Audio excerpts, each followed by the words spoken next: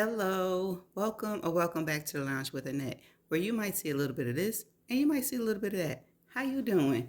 Hey y'all, I would like to first start off by saying welcome to all my new subscribers. Thank you so much for clicking on my videos, watching a few of them, and then deciding to subscribe. I appreciate you. Okay, so let's get started real quick. Today is Sunday. It is April the 14th. And this video is a brief update on my Wings and Things canvas. The event is being hosted by Eileen. I will have her information in a description box below, or I'll be putting a picture either here or there of her channel. Okay, so real quick, let me give you the update of my diamond painting. As you can see, have not gotten into my butterfly, which is the wing part. I'm still down here in some of the flowers and stuff like that. And I'm about to work on the AB. I see a little wing of one butterfly over here. So with that being said, I decided to go and look at the different types of butterflies. Let me see if you can see this real quick. Okay, so it got to be right there. So in order for you to see. So this one, it doesn't look like my butterfly. It kind of look like it because all of it looked the same. So I'm gonna start off with just some little bit of information about some butterflies. So this is the monarch butterfly. It's the life cycle of that butterfly. And it looks like it's an egg. And then it goes to larva. And of course, I don't know how to pronounce that word. And then it goes into this stage, and then it goes to pollinate, and then it becomes an adult. Let me bring that up a little bit closer so you can see it. Let me make sure you can see it. You see it? There you go. Okay, so it says the butterfly and the moth share similar lifestyle processes. Their life is called metamorphosis. It comes from the ancient Greek word that combined to mean a transformation in shape. There are two types of metamorphosis that an insect can have. Insects like crickets, dragonflies, cockroaches experience incomplete metamorphosis. We focus on complete metamorphosis since all butterflies and moths will have the same variety. There are 4 stages in this process laid out below. Okay. So the first one, it says butterfly life cycle egg. Can you see that? Okay. All right. So then it says first the eggs are laid on plants by the adult female butterfly. They choose the plant based on the feeding need of the insects inside once they hatch. The plant will become food for the insect at that point. Butterfly eggs are often tiny. Butterflies will lay them at any point through the spring and summer, depending on the speed of their life cycle and their migration pattern. Okay. Step 2, butterfly life cycle, caterpillar, larva. So it's showing a picture of that. Okay. And it says the caterpillar is the friendly name for the general stage of larva. It is a caterpillar, whether it's a moth or butterfly species. The primary purpose of a caterpillar is to eat voraciously. They will grow rapidly and shed their skin around 4 times before reaching the next stage of development. Okay. Stage 3 is the butterfly life cycle, which is pupa. Hopefully I'm pronouncing that right. Can you see that? And the pupa stage is a transition stage. It is the point at which they transform. Once the caterpillar is fully grown, they stop eating. They form a chrysalis around them, which often stands brightly colored and can finish as a transparent sheath. Depending on the species, the location, shape, and color of the chrysalis can change. The stage can last from a few weeks to a couple of years for certain species. Okay, stage 4, butterfly life cycle adult. Okay. That's a pretty butterfly and pretty picture. Okay. At the end of the pupal stage, the adult emerges as a fully formed butterfly. The adult job is to mate and lay eggs. Their migratory pattern will often support this, taking them to the areas in which they need to mate or where they can lay their eggs. Many adult species will only live for a couple of weeks. However, some species will hibernate throughout the winter to lay their eggs in spring. Okay, the impact of climate change on butterflies. Okay, so that is getting a little bit deeper, but I'll read it. It says the impact of climate on butterflies.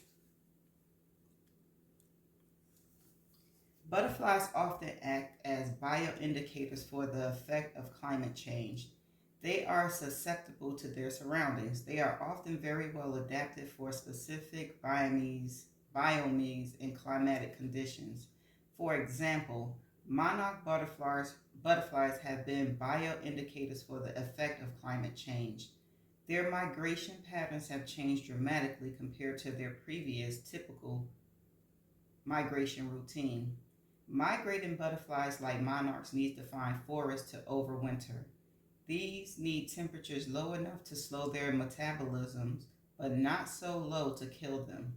However, there are higher temperatures during autumn and erratic freezing events nowadays. These have threatened the butterfly's ability to survive throughout their hibernation. Human degradation of influential landscapes makes it even more difficult. Many of the changes for butterflies that are caused by climate change include a movement in their migration pattern. For example, many butterflies have had to come northward from their typical breeding grounds. They might also move upward in elevation to combat higher temperatures. In the end, climate change will end up affecting species in almost every aspect of their life.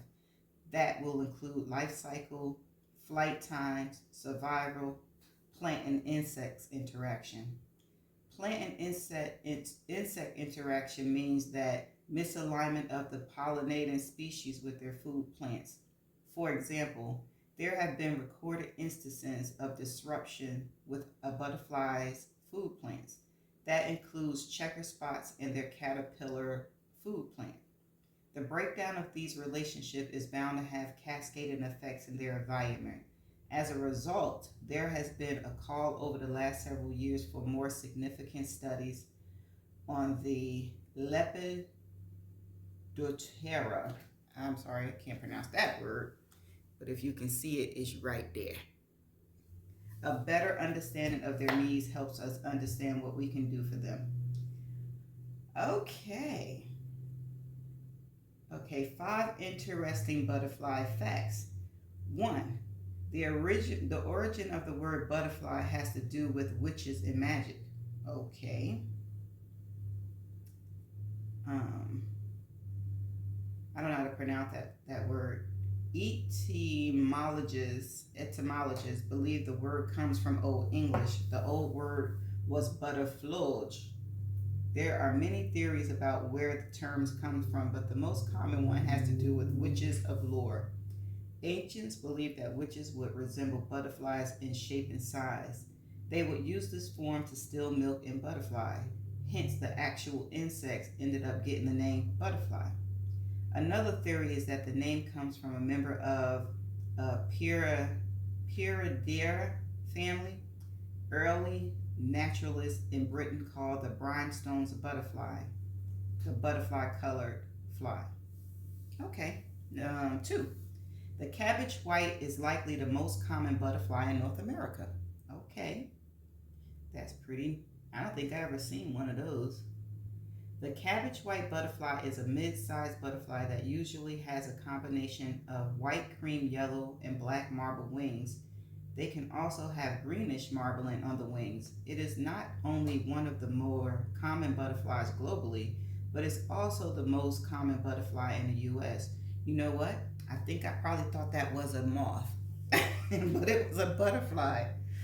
Number 3, the lotus blue is one of the rarest butterflies in the world. Anybody ever seen one of those before? They say it's rare. So if you've seen it, that means, woo, you was lucky to see one. The lotus blue butterfly is a small butterfly with only a wingspan of about an inch, 2.5 centimeter. They are beautiful blue butterflies that live throughout most of northern North America. They are endangered butterflies due to fires burning through much of their native peat regions. There have been reports that this butterfly is extinct. It has been rediscovered many times even after years of pulling and disappearing an act. This time, the butterfly has not been seen in the wild since 1994. Wow. Some conservatives believe they may still live in remote areas along California northern coast. Okay, for California northerners, see if you see this butterfly. Number 4, Queen Alexandra birdwing is the largest butterfly in the world. Wow, see that? That's pretty. The largest butterfly in the world is Queen Alexandra birdwing. They have a wingspan of more than 11 inches, 30 centimeters. That makes these butterflies about 10 times the size of a typical butterfly species. These butterflies are native to Papua New Guinea. I know I didn't say that right. They were only discovered back in 1906 and has since then faced endangerment and even extinction. The booming palm oil industry highly threatens them. The density of the butterfly has slowly decreased to only 10 per square kilometers. Luckily, there are focused conservative efforts now. They help to save and advance the population of these valuable species. And number 5 is where I'm going to end to. The western pygmy blue butterfly is the smallest known butterfly in the world. Wow. Can you see that? Okay. The western pygmy blue butterfly is the smallest known butterfly in the world. They have a wingspan of 0.5, 1.3 centimeters. They live throughout North and South America. These tiny butterflies have slate blue colors on their bodies and inner portions of their wings. This fades into brown with black rings and white stripes on the outside of the wings. There are more than 17,500 species of butterflies globally. Surprisingly, only 750 of these are found in the United States. We have highlighted many of the most common species you can find if you are on an identifying mission. We have also summarized some of the intricate parts of the classification system to make it more straightforward.